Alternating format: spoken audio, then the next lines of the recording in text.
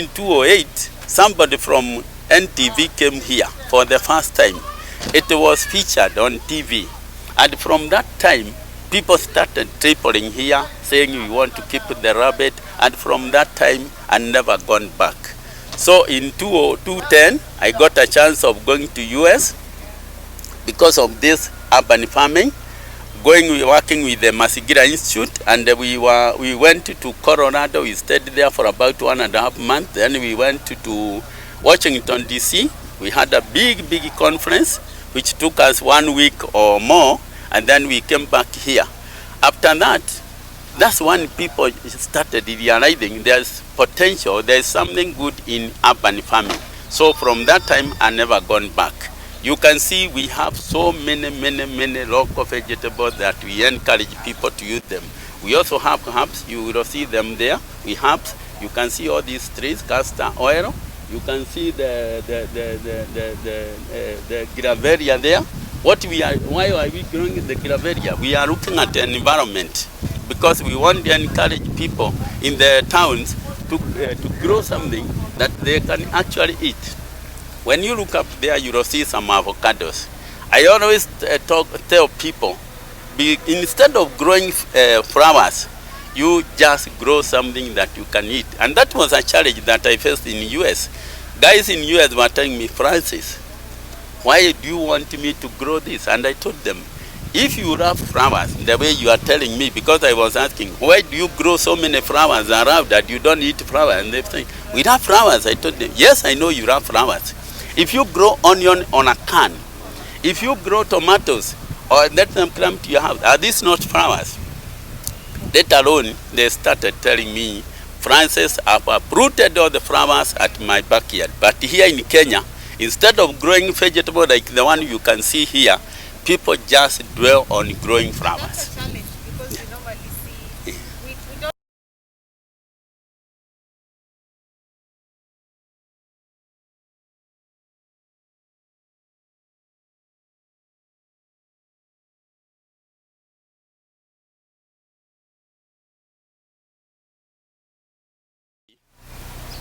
You make them, you keep them for 7 days, or you can also add the seed from neem. You can make your insecticide for spraying your farm.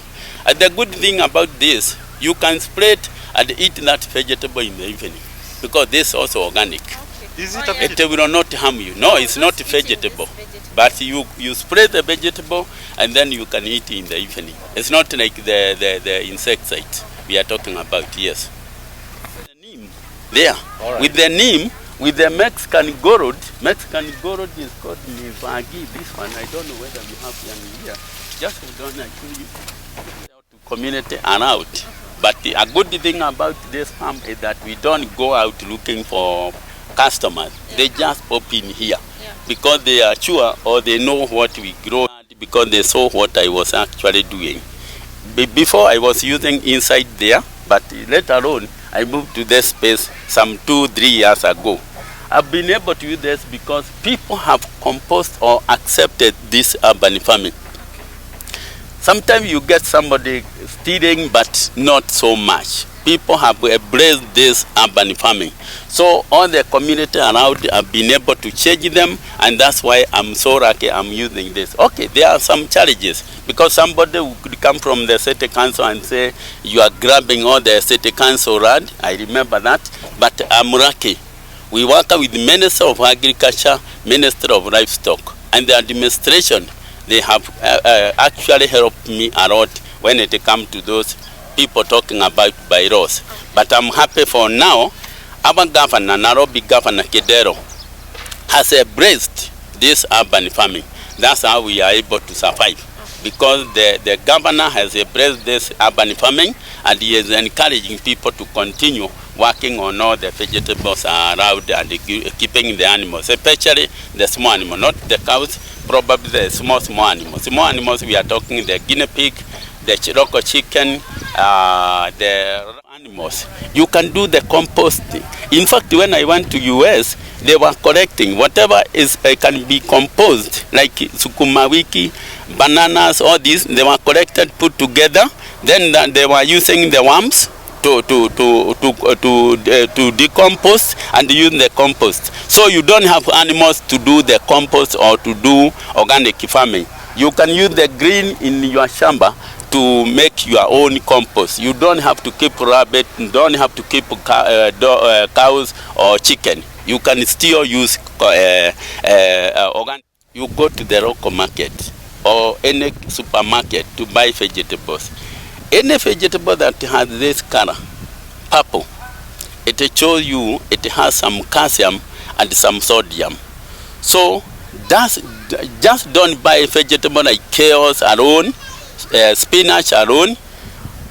Look for vegetable that has this color, and you can see this. And this is why people believe that beetroot will give you blood. It will give you blood, yes, but how does it give you? You can see that color, even the leaves. So anytime you buy vegetable, you can even eat these leaves. They have all that quality we are talking about. But people in Kenya, they just eat sukuma wiki in the morning, in the afternoon, and the evening up to January. That's why we have so many problems with the people with the diabetic, high blood pressure, because of concentrating on the vegetables that are grown using the fertilizer and the insecticide. Here, whatever we grow here, it's organic. We don't use fertilizer, we don't use insecticide, we grow them naturally. And we have all kinds of herbs here.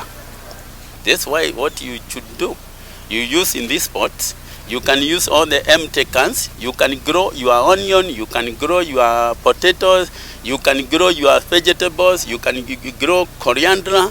So there's no way somebody is going to tell me, oh boy, that you don't have space. There is space for everybody.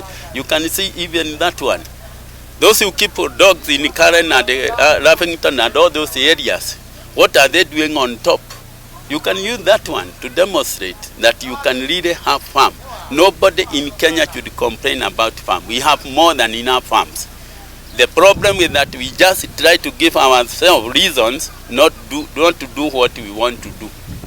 Because we presume that you have to go to the rural area to do the farming. Yes. What you have in your farm? What kind of plants you grow? Well, we have a lot of vegetables here. I remember there's somebody who came here some back ago, and we tried to count them. They are over 100. So we didn't finish. But we demonstrate. My name's Francis Wachira Meru. People call me Rabbit King. I've been in this business for about more than 10 years now. But actually, to say the truth, I didn't start it as a project. When I moved from another section of this Obaba Maringo, I came to this empty space. I found a very empty space.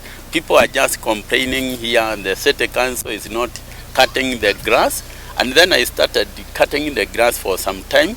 I realized that it was headache to cut the grass all the time. So I started growing some kales and some spinach for some time. After 3 weeks, people started coming here to buy vegetables from my farm. What I did myself, I never sold those vegetables to these farmers or community around me. I used to give them for free. Then after a time, I told them, I'll not continue supplying you with vegetables forever. So what do? You start your own farm. I could go to a supermarket, buy small sachet of sukuma wiki or spinach, kales, then plant them in another. Any farmer who was serious or who wanted to grow vegetables, I could just supply seeds for free. That's how I was able to attract the community around my area. Then from there, I started selling the vegetables and all the local vegetables that were growing here. Later on, I went to another estate, found an old man with some rabbit. I asked him, what are you doing with the rabbit?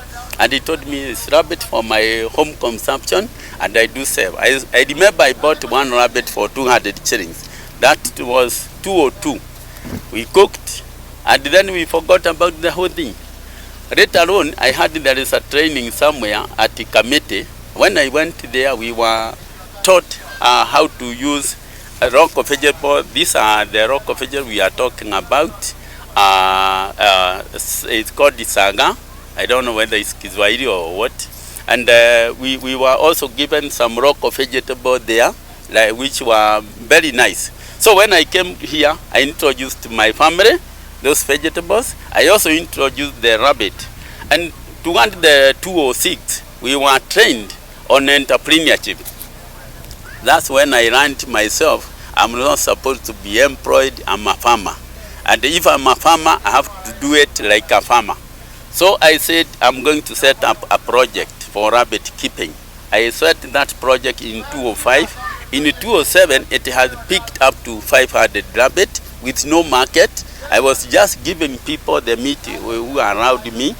That people are not enjoying the rabbit because the perception was that the rabbit are for the young one.